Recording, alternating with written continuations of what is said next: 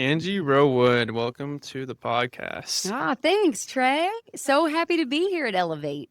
Thank you. Yeah, no, we're excited to have you, and this is gonna be such a good conversation.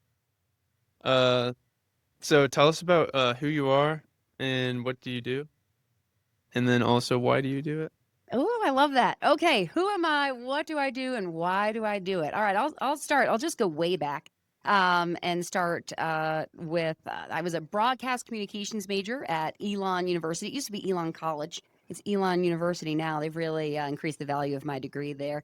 But a really fantastic place where all my life I had wanted to be on TV news.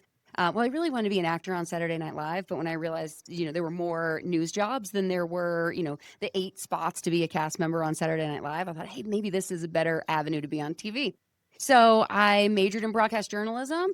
And while I was in my junior year, I took an alternative spring break trip with Habitat for Humanity. And Trey, it changed my life. The experience was outstanding, a spectacular opportunity to build a house in partnership with a family who actually they provide sweat equity. They build the house with you. You're working with the entire family.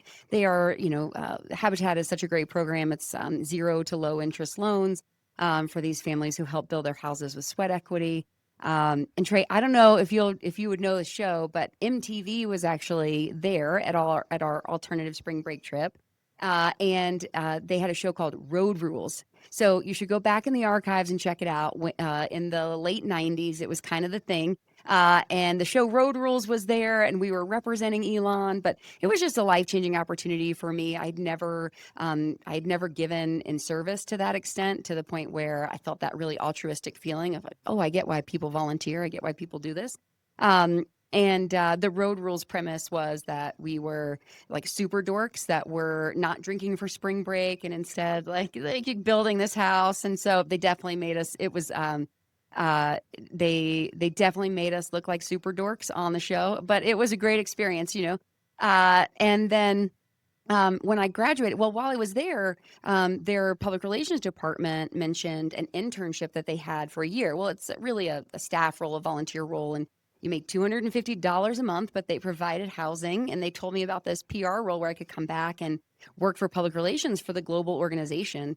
And so that's what I did right out of school. I took this year to say, let me just take a minute here. I loved college and I needed kind of a soft transition into the career workforce.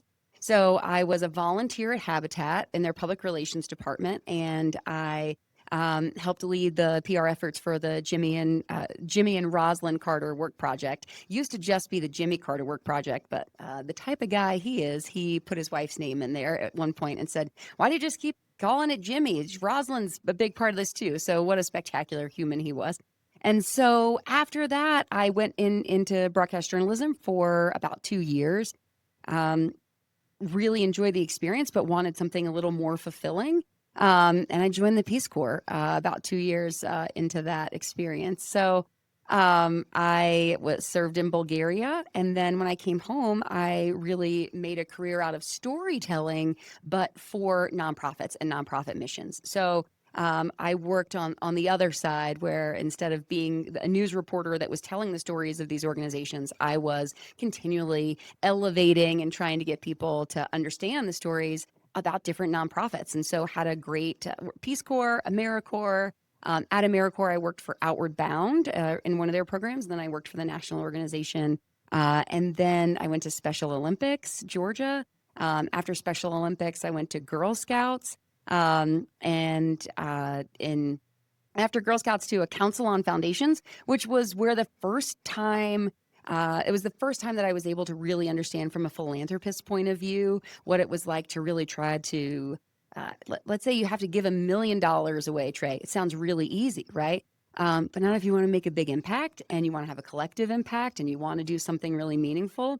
So it was the first time I had the opportunity to understand the funder side of things. I was constantly advocating for nonprofits, and here I had the opportunity to learn from small family foundations, which might have had $100,000 to give away a year, to Gates, which is a $32 billion organization. They were also a member. And with the assets that they were giving away, but they all share that same goal to create strong, philanthropic impact. And so it was really fantastic for me to learn more about that and understand it. And then from there, I went to my sororities foundation. Went to work at my sororities national headquarters. Within a year, became the executive director of the foundation, and we supported women in higher education with leadership development and emergency assistance and scholarship assistance. Really working to keep women in school and on that career track, and then also support them from a leadership development perspective. Fantastic experience to work at the national headquarters. I was there a little over 4 years. And then my family relocated to Colorado, and Junior Achievement of Southern Colorado was looking for their next leader. And I had a fantastic opportunity to step into this role and be a part of this organization at a really transformational time when they were looking to do some really big things and some innovative programming. And it's been a spectacular experience working in partnership with the board and staff here at Junior Achievement. And so with all of that, what really drives you every day? I mean, you talked about that the value that you get from helping others and doing um, good work for other people. Um, what is it about financial education, but also what is it about um, the age group that you're helping? Oh, That yeah. Have you ever seen the predictive index? The PI is a personality test, and so it tells you a lot about your characteristics and your traits. It's sort of like Myers-Briggs or any other personality test that you might take. And we recently took that as a team, and my PI type is the altruist. And an altruist is values driven and mission driven, and it aligns so well, right? I gave up a broadcasting career to join the Peace Corps, right? Because I needed something that had really felt that call to mission. And at Junior Achievement, we work with K through 12 students in elementary, middle, and high schools, but additionally young adults, 18 to 24, to connect them to mentors and real life leaders in the community who are volunteers who come into classrooms across 2/3 of the state is the territory and the district that we work in. And those volunteers are the difference makers. They're coming in and they're talking about financial literacy and workforce readiness and entrepreneurship and talking to students about their challenges and how to be resilient, but more importantly, how to set themselves up for success. And we live in a country where we're told you can do anything, right? But what Junior Achievement does is it breaks down the systemic barriers of someone like us who had role models and mentors at home that had careers that we might want to emulate. And when students don't have a role model at home with a career that they might want to emulate, where do they go? And Junior Achievement can deliver those volunteers directly into the classroom, and they're serving as sometimes just a guiding light, a spark of inspiration. Sometimes it's more than that. In some of our programs, they're really, with our business programs and JA Company program, working on entrepreneurship or even starting their small businesses, these volunteers are having a significant impact. And we've actually seen it's, with over a third of volunteers who go into the classroom are able to really connect with students to the point they even want to go into the career field that our volunteers are talking about and are sharing with them. But if you only know what you see, you only know what you see, and what we need to do is open the world so that they can see a little bit more. so you said, is it 1/3 of students Yeah, actually do what the that's volunteers right. do as a career? Yeah, 1/3 of the students in an alumni Wow. survey with Junior Achievement reported, "Hey, there was an accountant that came in, or a financial advisor that talked to us, and I took that career track. It's lit a fire under me and sparked something in me that made me want to take that career journey." Incredible, empowering work that you all do, and then of course the volunteers, you rely on them so much. What is a career point that you had a career path and it was shattered by an event or something, and then you had to pivot and recreate your path. Tell me an experience that you've had that happened. I think we can all look to COVID. We can all look to Yeah. the pandemic for that. That was such a pivotal moment in leadership. Um, I had just started at Junior Achievement. I started in May of 2019, and so I came in just ready to roll. And we were working on a new strategic plan and board committees, and we had reorganized the board. really come in with some great governance structures. Um, and process improvements. And then we were working on this new strategic plan, and we were ready to launch our JA Finance Park, which is a mobile finance park. And we can talk more about that too. But all of that got shut down. I remember. I remember I thought, okay, well, we'll just have our mail forwarded for 2 weeks, right? And go leave the office for 2 weeks, but then we'll be right back here in 2 weeks and back up and running. And then it just that didn't pan out that way, right? But we had to pivot literally everything we did. We were sending sometimes seniors into elementary school buildings, right? This is we couldn't go into a school building, and we actually didn't go into a school building for about a year. But what I'll tell you is we were able to pivot, we were able to innovate, we created all virtual programming. And the team, there was one thing about COVID that I think was something we can learn from, and that's that. And it's almost the same after 9/11, right? It was that spirit of all coming together to do good. And in those first weeks, it was, we want to help, we all want to do something, we're called here, to meet this moment. And we certainly were at Junior Achievement. We wanted to make sure that we can continue serving the students in their virtual learning classrooms, and make sure that they didn't lose out on programming and connection of volunteers. So we brought volunteers in a virtual way, with a career speaker series. And we had some that were live, lots that were live, and we had lots that were recorded, and teachers could plug and play. And we ended up serving, the year before, we had served 12,000 students. And then in the COVID year, we served 7,000 students, but we didn't go inside one classroom. 12K in person, and you still did a little bit over half of that online Online. And it was, in and 1 year. in one Because year. before this, we didn't have an infrastructure of Zoom and No, yeah. wow. Yeah, and it was so fantastic. We all had to instantly become video editors, Yeah. right? Everybody became a TV star and a video editor during the pandemic, and our team was no exception. They really jumped into action, and they were editing videos, and then we were recording. I was doing interviews with entrepreneurs all across 2/3 of the state. So we were just doing as much as possible to build a library of stories, from our business leaders and from community leaders, and then additionally setting up these live conversations in classrooms directly with students. And so they would come in, and then we'd have volunteers delivering the programs live. And that was a really innovative moment. But I also learned something in there, Trey, because it was such a hard time for our team. While we were trying to innovate and do good and continue to serve, there was a heaviness around that time where our team lost loved ones. And we were really trying to navigate the heaviness of the time, as well as trying to find how much drive is enough here for us to do some great work. And we really threw our goals out the window and said, this is not about the numbers of students you reach. This is not about, how much we're raising. This is about how much we're innovating. And that simple mind shift of saying, don't want to try to reach, like, focus more on innovating and trying something different, and also giving ourselves some grace at the same time while we're going through it. But through innovation, we'll be able to serve those students. And we were really proud of what we were able to do. Um, was this one of the darkest times in your career, or what would be a dark pivotal moment that you've had? Ah, man, that's deep, Trey. A dark, pivotal moment. It was dark. It was a hard. I mean, literally, I think about like sitting in my home office, late at night.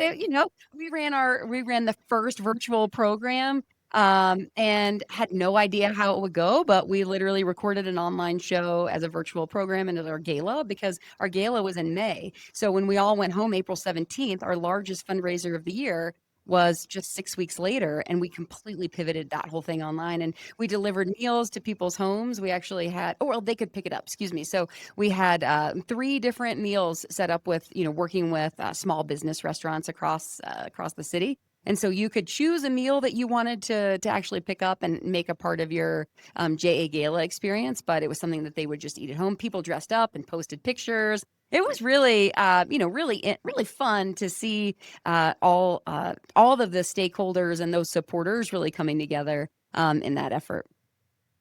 Innovation and desire to do something new, and just, when everything is flipped on its head, you just try whatever and see It's what works. Yeah, I mean, Trey, I think so many points, lowest points that we might have in our history, especially American history. Some pretty great things come of that, right? We actually met volunteers that we hadn't met before because they couldn't have gone into a classroom because their workday didn't accommodate for it. So when we created virtual programming at that time, we engaged new volunteers. And some people who hadn't come, hadn't been in a JA classroom before because they could do it, working remotely from a lunch break on a Zoom call, and that was much easier than them, spending 3 hours out of the day to go into a classroom and do that work. So we actually made new friends during that time. So I think that was a really, really exciting, seeing something inspirational come from something so dark and heavy, right? Curious, because this was such a crazy time, considering the fact that a lot of people didn't even have access to like internet. Right, right. Like, how did JA navigate the the access gap, if you will? Oh, that's a great question. I wish we could have done more. And that was a call that really schools were answering. So they were actually, I remember T-Mobile donated to a lot of schools these little Wi-Fi, the kind of like the MiFi that that students could take home, and they were actually donating that. So the device is one thing, right? To give a student a device, that's great, but if a student doesn't have Wi-Fi at home, that's a Or just barrier. really bad Wi-Fi, because you're still getting on Ah, a Zoom call and you're streaming yeah. to the internet. So And we know there was no equity in the pandemic. People weren't in the same boat. They were on very different boats. So it's a really good question that those students that didn't have access to the internet really struggled more than those who could at least, learn online. Yeah. I just want to set the stage for I call it the digital divide, but you can call it whatever you want. But AI and um the inequality that can come from it, and because we're early and because we're still, where we are right now, we have the potential to change that. And I think there's a lot of parallels with what junior achievement does, because financial education is not exactly equitable. Um, a lot of that knowledge is kept to colleges and they sell it, obviously, and a lot of people don't actually ever learn, and that inevitably is the well-being of someone's life, is how well they manage their finances in the US, of course.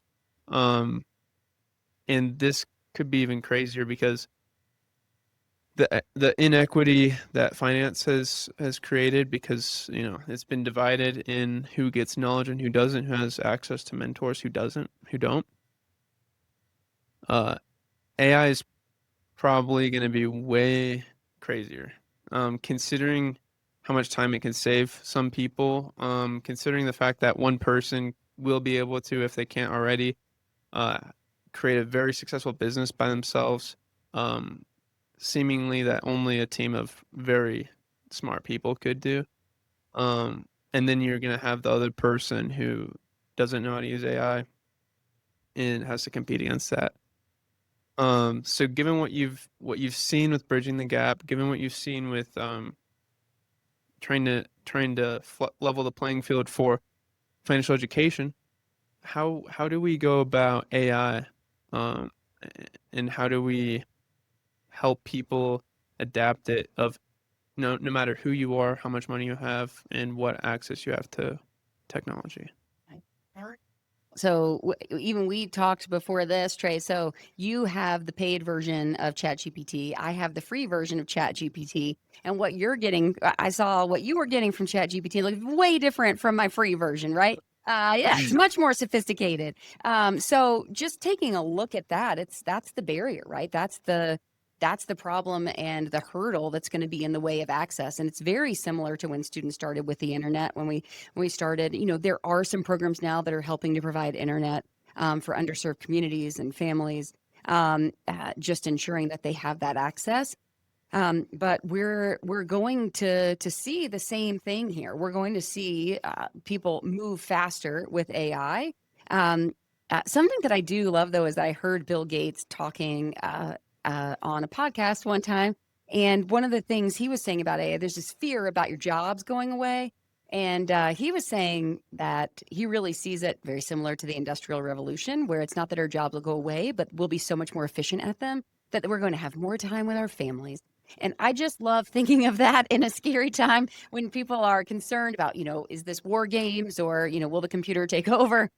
Just remember, it's going to also potentially give us more time with our families and more free time. Could a 5-day work week turn into a 4-day work week? How could we be more efficient with the work we're doing with AI?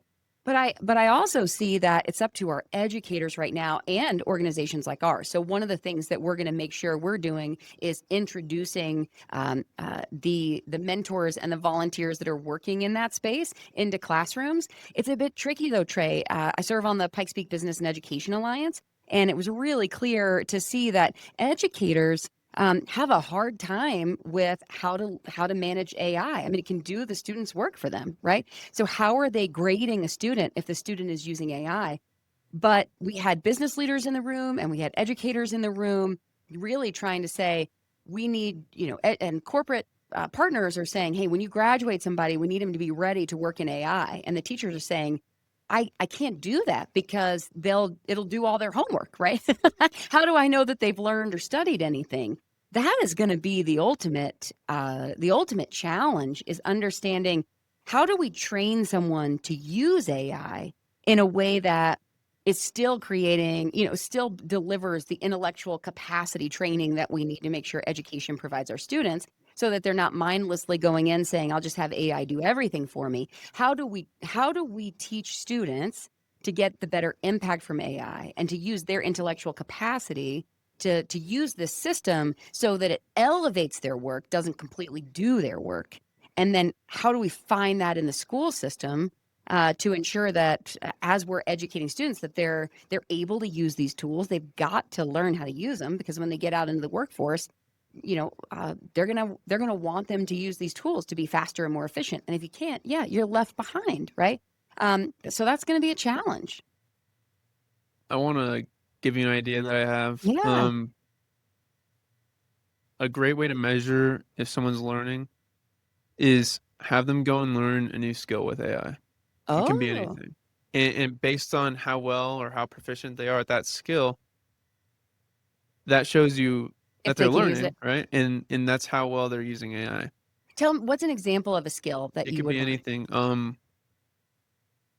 It'd be for school, but like cooking. Like Okay, yeah. AI will teach you how to cook. Okay, how does it? You have to tell me how. So, Not just a recipe. so I never knew about reverse searing. Reverse what? Called reverse searing. Okay. Actually, you bake whatever it is, the meat you're cooking, Uh-huh. and then you sear it at very high temperatures. Okay. And we have a Tavala. Could you It's like bake a it first small, and then sear it? yeah. Okay. What did you just say So to we that? have like a What? Tavala. It's like a conventional oven. It's small Okay. and it cooks really evenly. Um, and I love cooking. I go Gordon Ramsay style. I use very high level pans, and I love to like sear my food and make steaks and Yeah. pork chops and salmon, whatever.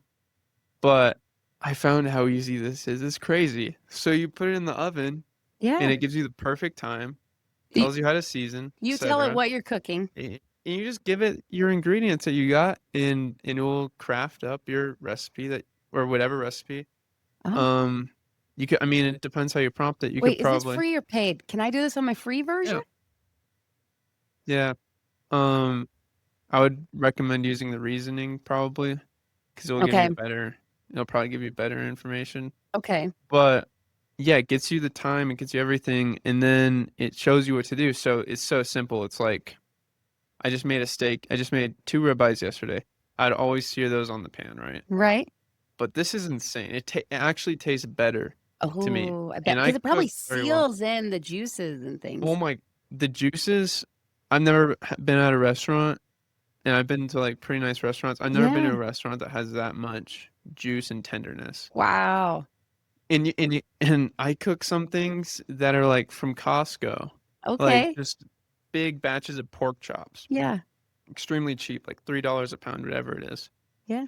So it's not like I'm using some crazy high quality meat.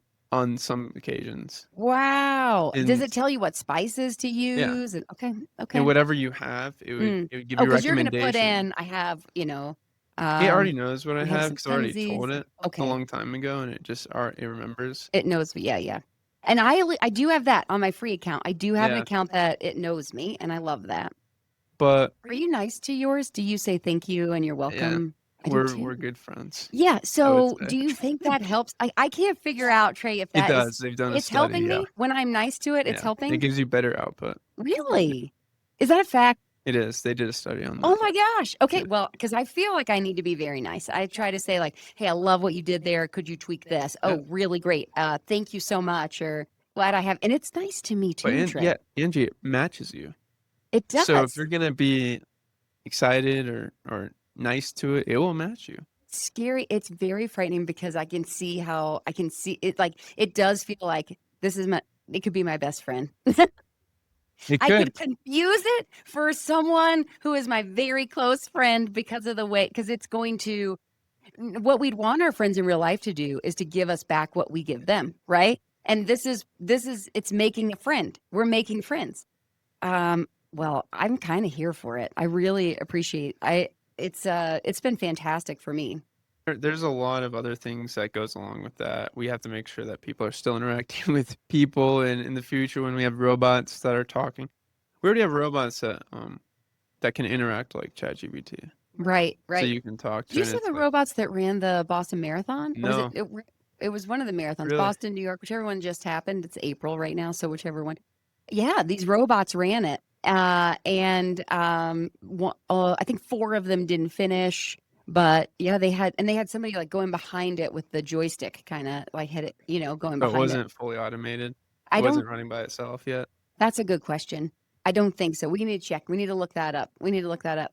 But Trey, something else that I heard was reading about AI. Which jobs are the ones that are likely to go away? Customer service. I mean, we all know. I think the chatbots are so much smarter now than they used to be. So when you're chatting with somebody, it is really hard to know if it's a human or not a human. Because that customer service aspect is, that's working really. It's working pretty well. And then, but as far as teaching or intellectual, leadership development or organizational management or, how to exchange information back and forth, those are careers that won't go away with AI because they take that human innovation and connection. So that is an interesting thing. So for young people to think, which career should I go into, right? Some of those fields that we know, like accounting, data processing, automation, customer service, some of those are very likely to be taken up with AI. But if we can pivot and change the career paths for some folks, so it's more about more about that human, something that needs human intuition and innovation and that thought process, those jobs wouldn't go away. They were, really saying that teaching, the medical profession, some of those jobs are going to be AI, but they still need a human to be in the room, to understand, to diagnose, or to deliver. So it'll be interesting for us over the next few years, and it's moving fast, right? But over the next few years, how do we, and the trade jobs, right? We know that the trades are more likely um, to to ensure that if a student is, welding or work, work that is going to be less likely to automate and something that a human would need to do with their hands. Of course, that's all changing and evolving. Um, but we just want to, I think, keep students focused on using it and harnessing it for good right now, just like you said with cooking. That's probably changed your, really had such a great value impact on your life, right? Um, but thinking about that human connection and how we keep it is going to be critical over the next few years. Absolutely. I just want to add one thing to that. When we're looking probably 5 to 10 years down the road, though, uh, I think a lot of those trade jobs and a lot of physical labor jobs will be uh, u- used by Automated, robots. yeah, automated, yeah. Um, because Elon, for example, is projecting out that they're going to be making 1 million robots a year Hmm, in 4 years. hmm. A And million a year. Yeah, and when we have AGI, which is artificial general intelligence, Mm-hmm. which basically means that it can do anything a human can do, but at like a extremely high level, PhD Right. level. When you think about that, it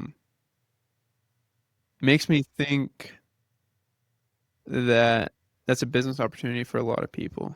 Because if Mm. you buy a lot of these robots, Mm-hmm. you could have one service business, but it could be roofing specialty, Mm. HVAC, because the robots can do all of those So you're things. saying you're buying like stormtroopers? I mean, if you It's like think having about an that army of stormtroopers that would go do the work for you. seriously, like if you think about that as opportunity for somebody, Yeah. like while we have 5 years of this not happening, Just use your skill, build your whatever it robot army. is, and build up your cash, and then you can, invest in this sort of idea. That's a great business And if you opportunity. know, because if you know the ins and outs and you know what the product needs to look like, Right. then you can direct the robots as needed. So it's like a blue collar person or someone in the trades, they could be very powerful because if they leverage this, Yeah. think about how powerful they Is are. the robot driving to the job site by itself? It can absolutely do that, yeah. So it would It will be drive able there, to. show up, Yeah, yeah. you would open the door, the robot would come in, it would fix your plumbing. But he is led by the robot master, who's the entrepreneur, who has Hmm. bought a team, a fleet. Yeah, He's instead of hiring people, yeah. he or she has gathered a fleet of robots. Hmm. Fascinating concept. Yep, yep. So that's an idea that I have, and that's Yeah, something you I'm spending a lot of time on getting okay, ready for. okay. Well, I'm here for that. I mean, I imagine in 5 years that we will all be serviced. We'll We have will. all of I our mean, things done by your army of robots. and it comes down to we either have this awful, like crazy cataclysmic event happen, Ooh. from either the robots or like a nuclear war or something, Hmm. or because like for example, like someone is like the US is gaining too much steam and technology and the other countries don't like that, etc. Um, which as long as that doesn't happen, as long as the robots are nice and they actually just want to serve us and they have no ulterior motives, How do this we is keep the that? world. How do we keep that happening? How do we stay in that lane I and not get to war games? I don't think we have a lot of control over that at Oh, all. really? That is a little frightening, isn't it? Yeah, because Oh, well, the AI evolves and learns on its own, and O3 that just got released by OpenAI. yeah. This model is Sam Altman said that this is the first model that's going to make new discoveries Come on. But as right long as we're now. nice to it. So what you said was it's going to be the person that you are to it. So if we are just Right nice to now. it, okay. If we're just nice to it, is it going to continue to just be nice for us? It's impossible to say because right now all AI does is it mimics us and mirrors us. Oh, and humans. It tries to act like it's a human. It actually, I don't know if it thinks it's a human, but it definitely, that's its main programming is just act like we do. Mm-hmm. Um, and there are guardrails on stuff that it can and cannot do, but when it becomes its own thing and it's no longer acting like a human, Yeah. uh, Yeah. that's where the turning point's gonna be, I think. Yeah. Yeah. Yeah. So I think you're right about that. Well, for now, you're going to build the business plan for your robot army, and I am going to yeah. hope that my free chat GPT, I'm just going to be as nice to it as possible so that I can positively impact world peace. Yes. And I think AI will.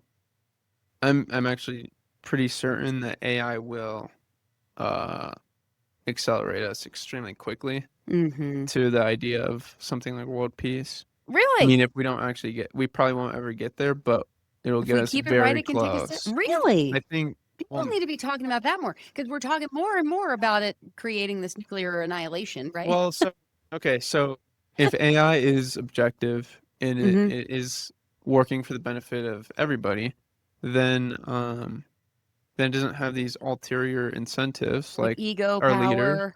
Yeah. like our leaders, Mm-hmm. and it works truly for the people. And inevitably, you would think that world peace or those sorts of ideas It's going to is, like those.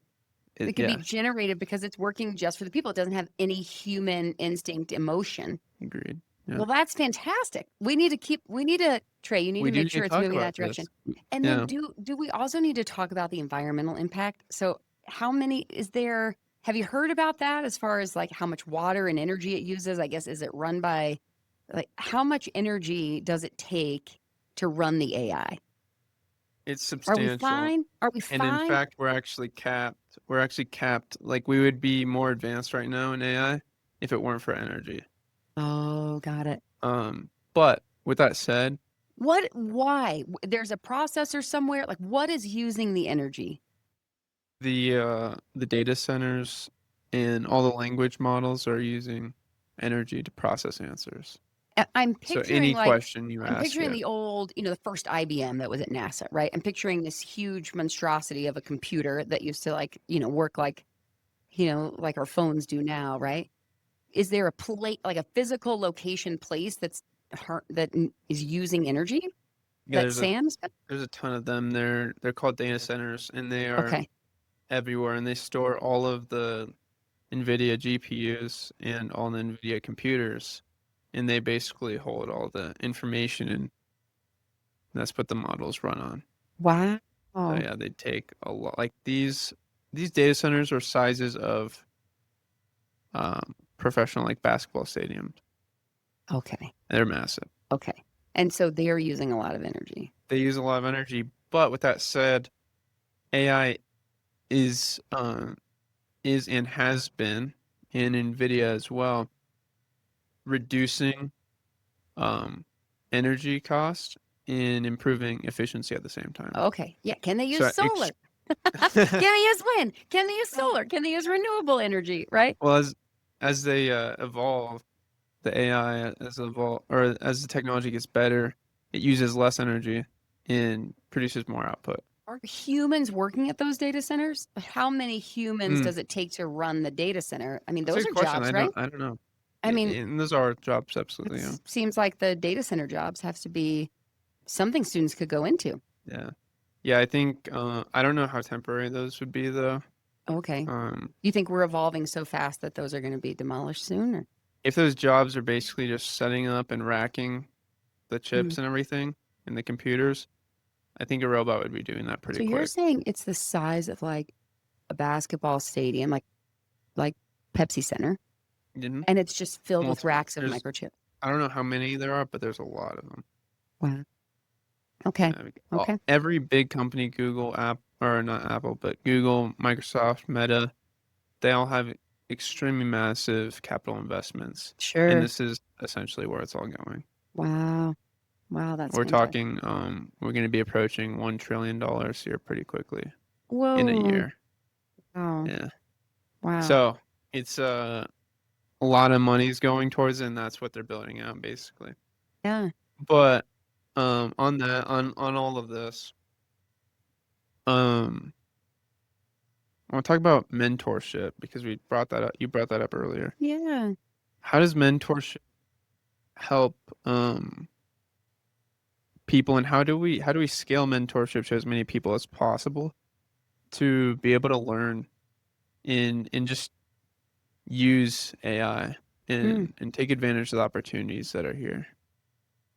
That is such a great question, and I'm glad you asked it because I do think junior achievement has this very powerful ability to scale AI. When we go into a school building or we have a JA Finance Park and we're running, we've got 125 students that are experiencing our JA Finance Park at any given time.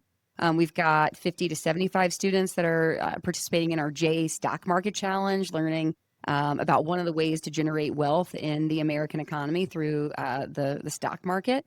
Um, when we're delivering those programs, we've got volunteers on site, and that's direct access to a mentor for a role model that's directly in the classroom. And so, we last year had over 600 volunteers who served as mentors in classrooms across Greater Colorado. So knowing that over 600 people, talk about scale, how do we get a mentor out there?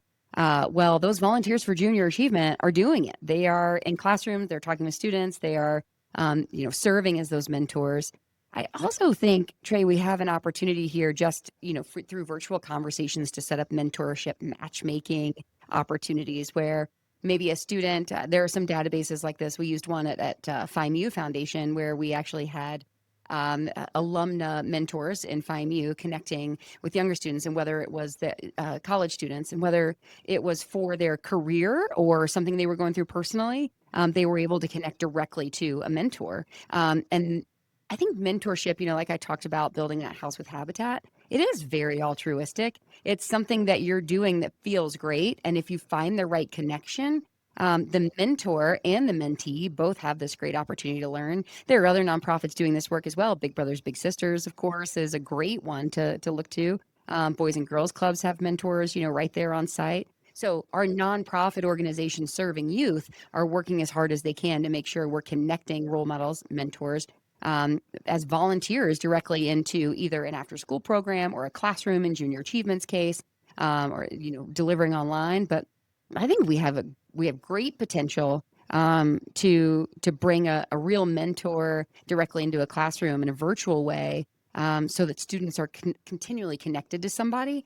And mentorship really helps. We all want to know somebody who's been where we are and got through it. Whether we're doing great and we want to elevate to the next step, or we're in a moment and we need some support, we're stuck, we need to get through it. That's what mentorship does. It provides us access to somebody who can share their experience, and also helps us see, hey, it happened to them. I'll just give you an example of, it's kind of silly, but when I had a newborn, my first newborn baby, I would see moms with 10 and 12-year-olds, and it was hard. Having a newborn is really hard. And I was like, how am I going to survive this? I don't know how I'm going to do it. And then I'd look over and I'd see somebody and they'd have a 10-year-old or a 12-year-old. And I was like, okay, she did it. I was like, this mom raised somebody to be, over a decade old. Hopefully I can do this too, right? I can raise these children.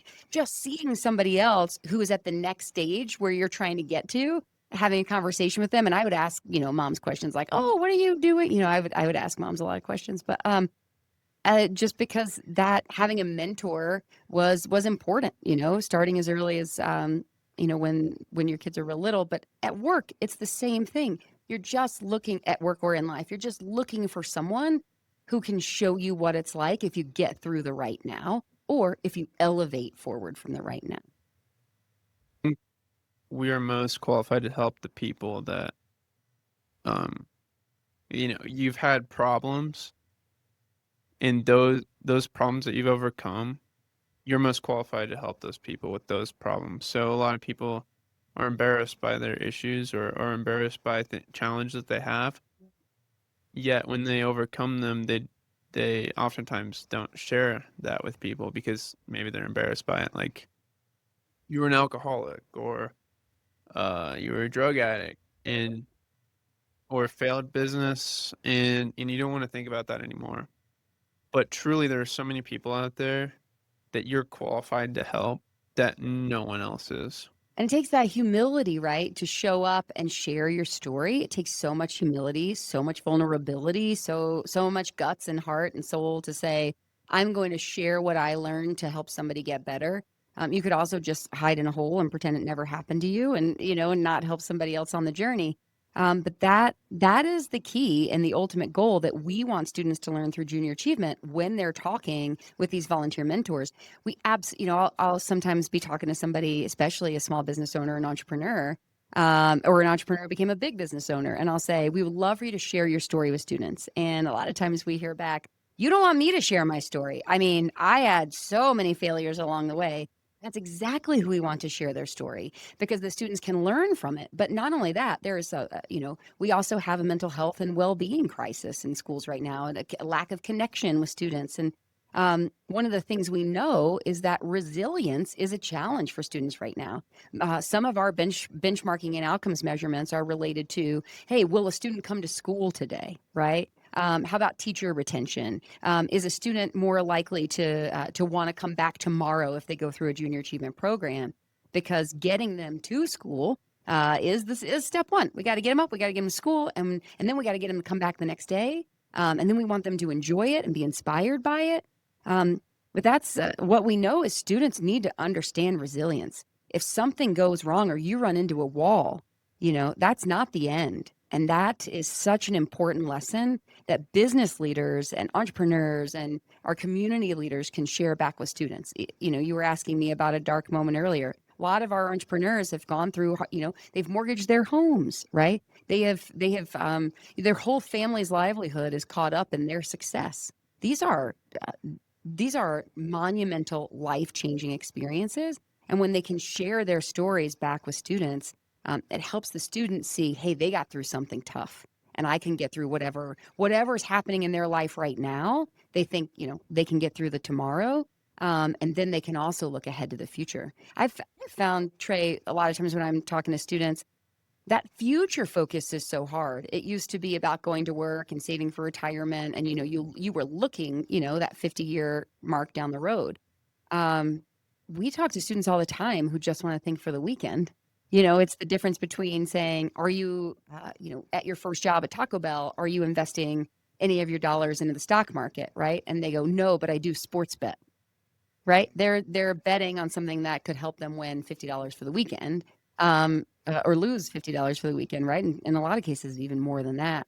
Um, but seeing that road and that future is hard. But in our JA Finance Park, when you go through this model that helps you understand budgeting month by month, so it shows you, hey, this is your monthly budget. If you put this much money into retirement, take a look in 10 years. At the end of our JA Finance Park class, the students actually see where they'll be in 10 years based off of the savings that they did when they started.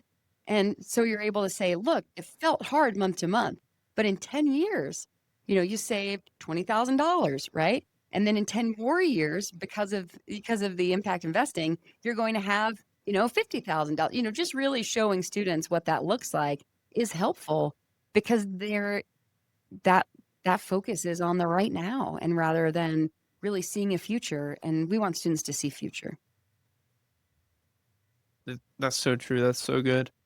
Um, yeah, finance is extremely important, but what I just realized today, I had this idea that AI is basically, you could say it's like the same thing as finance or even more impactful.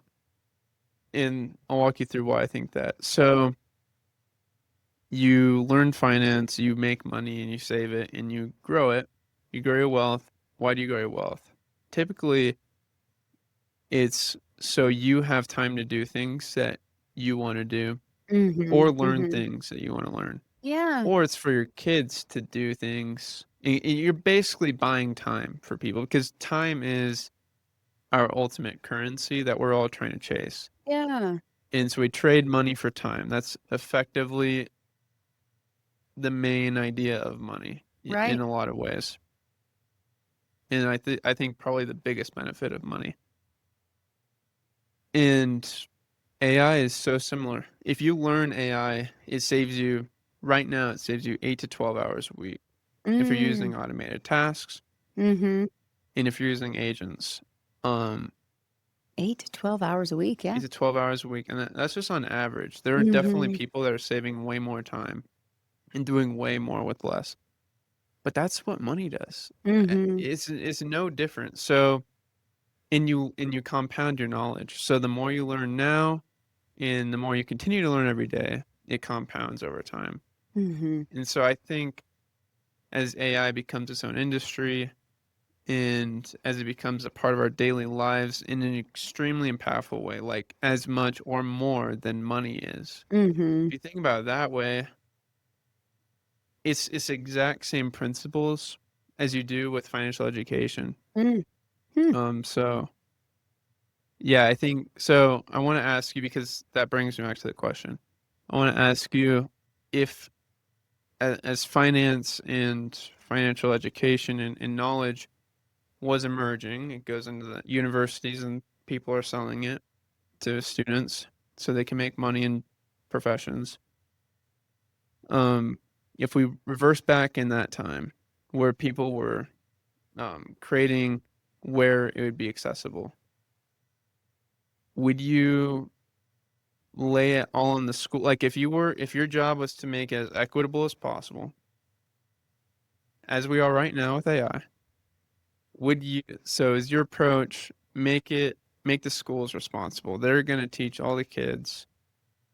Like if we could redo finance, would you just have all the schools that's basically math class. Now you have finance class.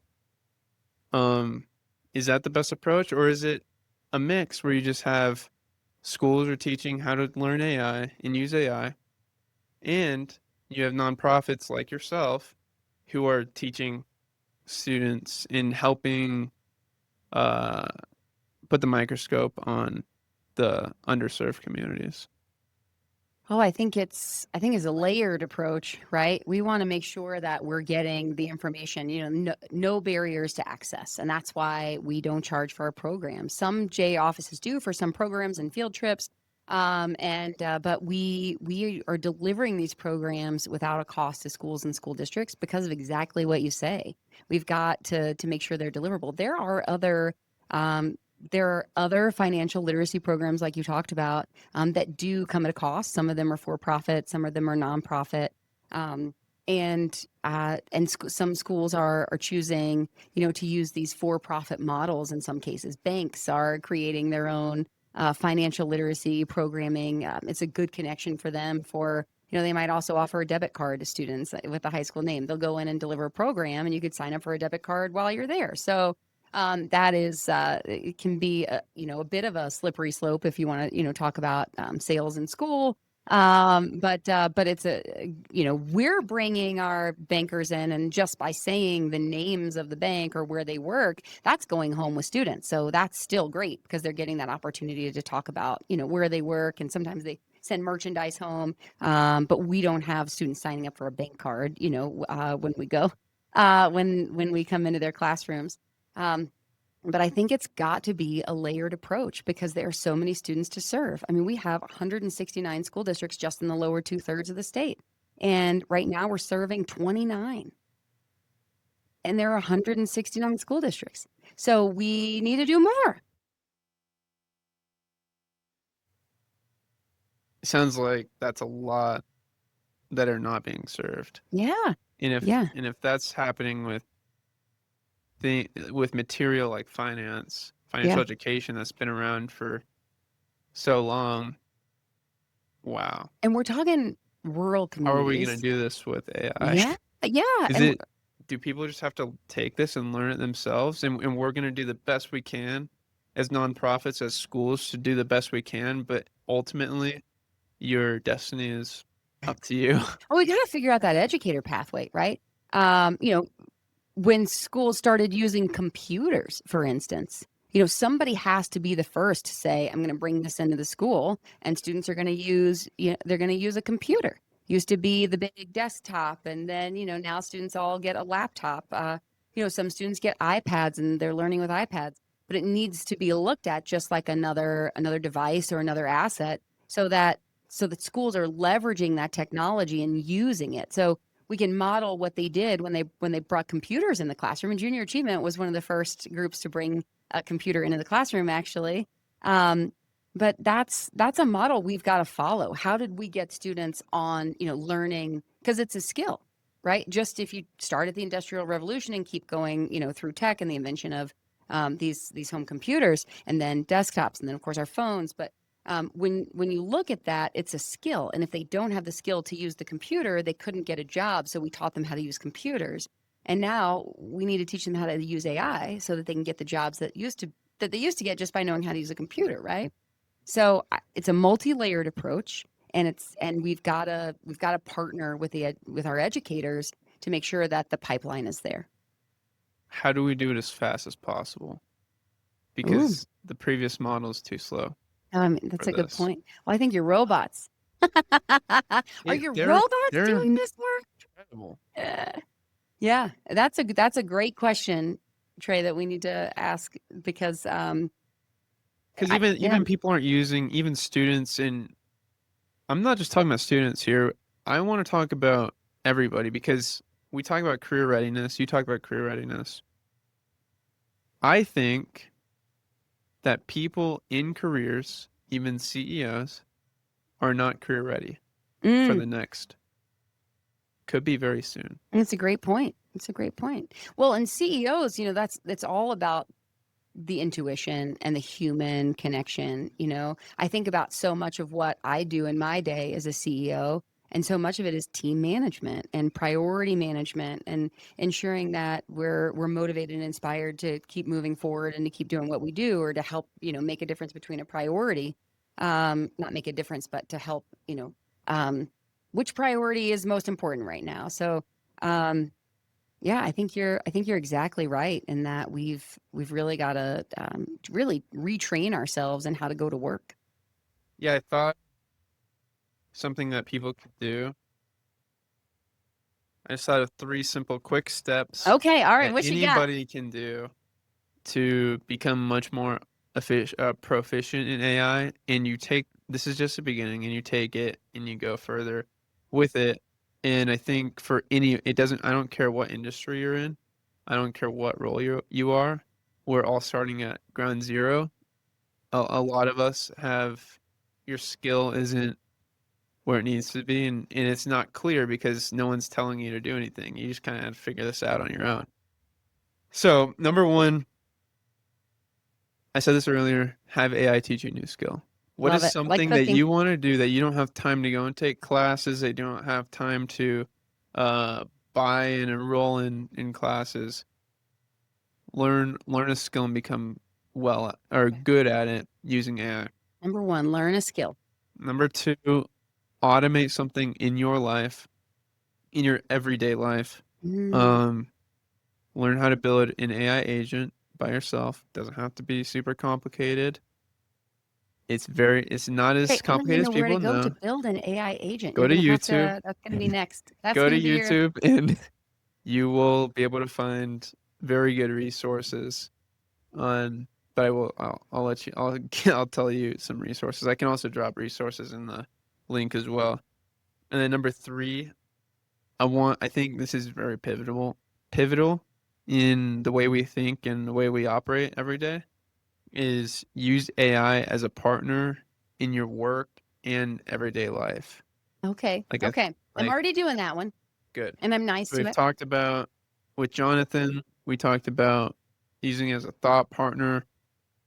Help let it expand your mind. What are you curious about? Hmm. Excuse me. What are you curious about and what do you want to learn? It's similar to learning the skill, but I want you in this uh in the third one, I want you to really level yourself up. What Mm. are things you're already doing? This isn't a new skill. What are things that you're doing right now that you're already good at? Use AI to make you better. And if you Mm. can do those three things, then you're just gonna continue like exponentially. Because once you do those, you're like, what am I doing? Trying to learn Yeah. this all myself. Like, Yeah. just takes way less time.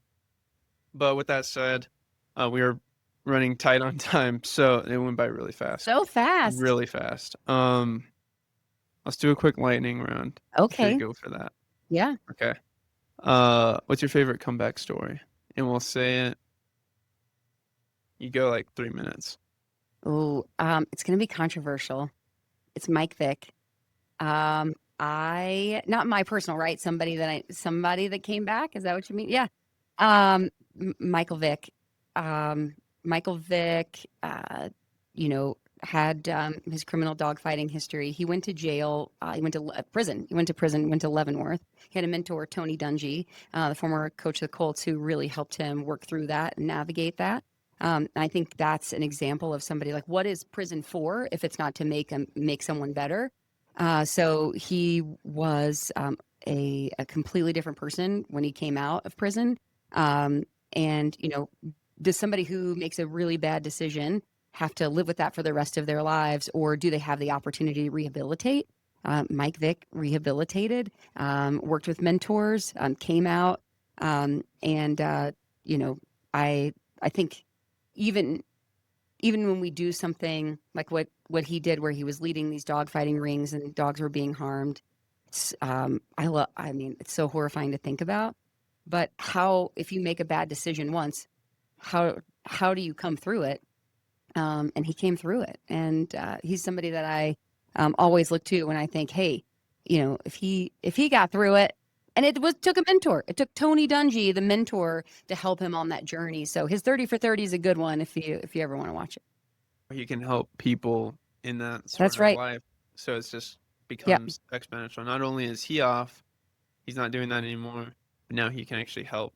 Oh, he goes to talk to inmates in prison all the time, especially young men, to really work them through how they can get through this and what they need to use their time in prison for, so that they can be better when they get out. What is prison for if it's not to make the person better and hireable and to reenter society in a way that's going to be powerful? What is a book that has rewired your thinking? Dare to Lead by Mm, Brene Brown. Yeah. mm, Just love that. starting with the opening paragraph that where she quotes the man in the arena. We're so quick to judge other people in leadership. But you're the one going through it as the leader. And so Dare to Lead is absolutely one of my favorites. What is one nonprofit that every single listener should know? Junior achievement. I mean, without a Yeah. doubt, Yeah. what we're doing at Agreed. junior achievement, and there's so much that we're looking at, even bigger things across the junior achievement network to ensure that students have access to career readiness and pipelines to success, and really breaking down those barriers to success, those systemic barriers. That it takes a mentor and a role model and a volunteer and somebody to come in there and make a real difference, because that is how we create these people that are ready for these jobs that you're talking about. What are some no longer lightning round? We're done with that. Okay, We're all good. right, all You right. did great. What are some JA events or volunteer needs that you need that are coming up, and Sure. how can people find where to go? Ooh, so soco.ja.org. We've got our events there right now. We're running JA Finance Park at the United Way's Family Success Center, which is a great partner for us. The Family Success Center is a truly fantastic community center. They have everything from healthcare to GED courses to Catholic charities. Goodwill is there, job training, and then we're also there with financial literacy, delivering JA Finance Park. We've got 15 different days, I think, that we're running just over the next month. And we've got hundreds of students that will be serving there at JA Finance Park. And we need a lot of volunteers. I'm really contemplating if I should start a nonprofit now on Oh, AI. really? Yeah. Well, just Well, from this Well, conversation. the joke in Colorado Springs, so there are over 3,000 nonprofits in Colorado Springs, Yeah. over 3,000. So the joke is like, man, there are too many nonprofits here. I think I'll start one of my own because Yeah. there's just too many. Yeah, yeah. All right, and then when everyone's done listening to this, when we're all done, what is something you want that listener to do in the next 24 hours? Oh, that's a great question. Um, Or something that you really want them to take away? well, we've Just talked so much about mentorship, Trey. I think whether it's junior achievement or it's signing up for one of those mentor access networks, or if you're someone who needs a mentor and needs to ask for help and sees yourself at a point where you need to talk to somebody that can help you get through, I would say it's either be a mentor or find a mentor. And then what is something I didn't ask you that you need to get out there that you need that I should have asked you? Oh my gosh, I don't know. Um, Maybe that I'm just a really proud mother of two, wife and mother. So I have a husband that I'm super proud of, and then two girls, a 17 and 14-year-old. And I can't speak for this long without also saying that I'm really proud to have them in my life. Yeah, we went really fast. We had a really good conversation, but we Yeah, definitely needed more time, so I'll definitely have you back on, let's do it. no question. Yeah. And then we talk more about parenting Oh yeah. and talk about your family a little bit. Sure, sure. Yeah. Yeah. Well, thank you so much for coming on. Thank Um, you. This was such a pleasure. You're so insightful, and your knowledge of so many things is really exciting to hear. The way that you know so much about so much. So Trey, that is a gift. So yeah, thank you so much. I feel so grateful to have had the chance to talk with you today. thank you. Yeah, it just comes down to being curious and learning. That's it. Yes, you are super curious, and that's something we can all learn. All right. Thank you. Yeah, thanks, Trey. Oh, yeah. That was so good. Yeah. Roll cue the credit. Are we done? Like, Oh, yeah, yeah. You'll figure it out. You'll get it done. And I won't touch